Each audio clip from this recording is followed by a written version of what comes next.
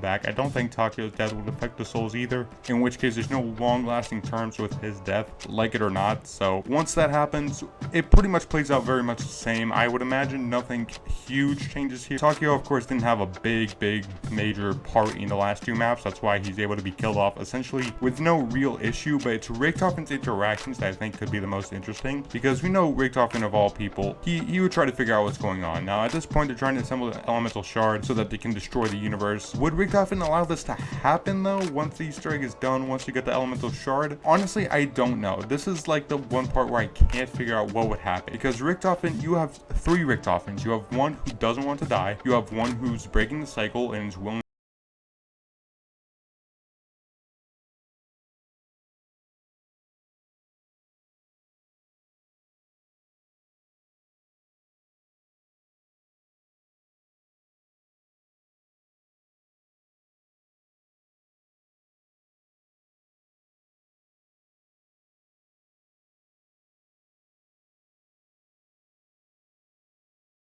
Dr. Monty and the crew. Now how this would work is, I believe the Shadow Man should still be around in that house at this point, as he hasn't been released yet for Revelations to occur, so maybe we'll see the Shadow Man come back. Now this is going to be the 3rd time that he comes back, so I know this might be a bit annoying, but if he hasn't been released yet for Revelations, that means he might be the only one capable of fighting Dr. Monty, you know, head on, because he already killed Dr. Max. So now we have a fight between Dr. Monty and the Shadow Man along with the crew. Now this isn't just a small crew, this is like an army at this point. We have like 10-12 people assembled.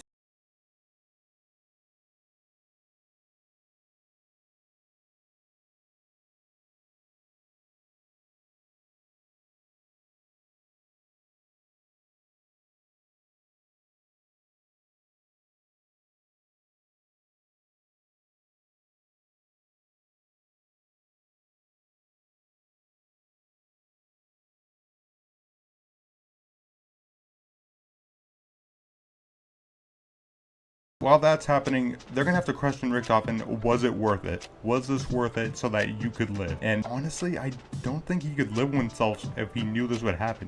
If he knew this was foretold, if he knew this would happen, maybe he just might die anyways. Maybe he might just have to go back and do it a 3rd time, 4th time, who knows? This scenario, Richtofen is pretty much responsible for a whole ass war between them, Dr. Monty, and the Shadow Man, assuming they go down that route and the Shadow Man is still alive.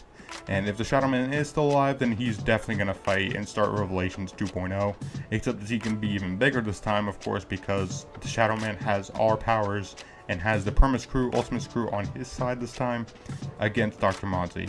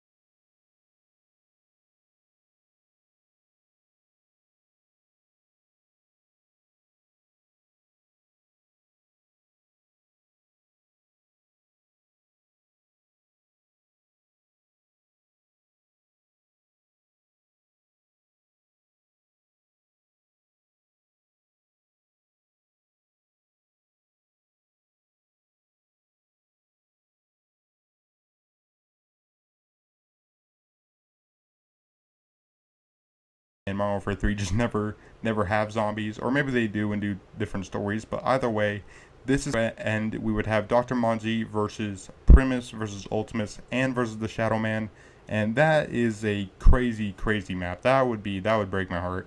That would break every console out there. But you guys let me know what you guys think of this what if you thought it was accurate, if you thought I covered it accurately. Please leave it down in the comments below. If you want me to do a different what if, or if you want me to continue this, please leave it in the comments below. I would love to hear your ideas. But thank you guys so much for watching. If you enjoyed, hit that like button and subscribe. I could always use a new addition to the Dark Ops army.